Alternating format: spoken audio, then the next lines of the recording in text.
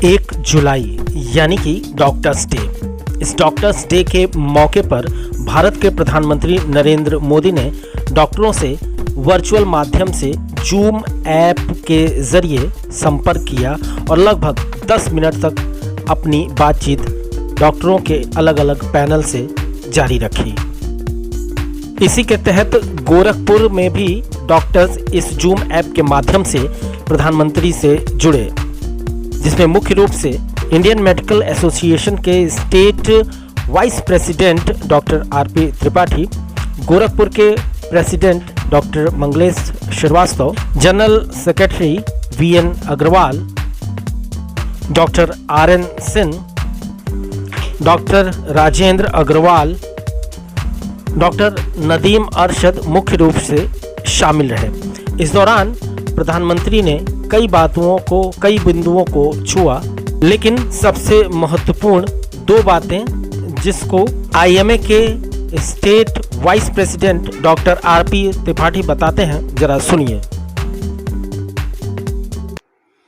आज 1 जुलाई को doctors day के दिन भारतवर्ष के माननीय प्रधानमंत्री श्री नरेंद्र मोदी जी ने भारतीय चिकित्सा संघ के डॉक्टरों को संबोधित किया। 3:10 से 3:20 तक 10 मिनट का उनका संबोधन था। चिकित्सकों को धन्यवाद देने के अतिरिक्त 2 महत्वपूर्ण सामाजिक सरोकार की बातें उन्होंने कही।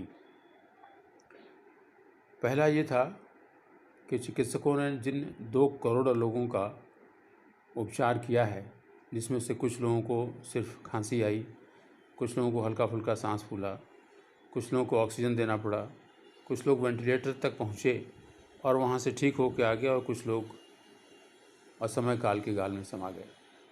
इन सब का केस हिस्ट्री चिकित्सकों के पास होगा, उसका अध्ययन करें और देखें कि और क्या बेहतर किया जा सकता है। वो समस्त विश्व के काम आएगा। दूसरी बात उन्होंने कही कि इस कोरोना के दौरान बहुत से लोगों ने योग किया, तमाम लोग उससे जुड़े, बहुत लोगों को उससे लाभ हुआ।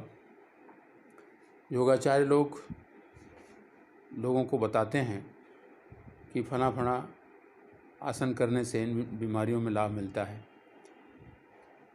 मधुमेह का उपचार, ब्लड प्रेशर का उपचार, थायराइड का उपचार के तरह तरह के आसन बताए जाते हैं।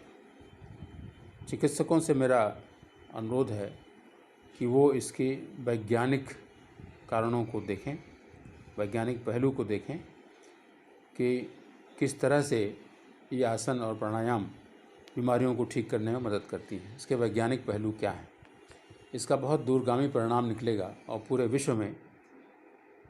विश्व को इसके लाभ होगा। मैं प्रधानमंत्री श्री नरेंद्र मोदी जी की दूरदर्शिता को, उनकी सोच को सादर नमन करता हूँ। धन्यवाद।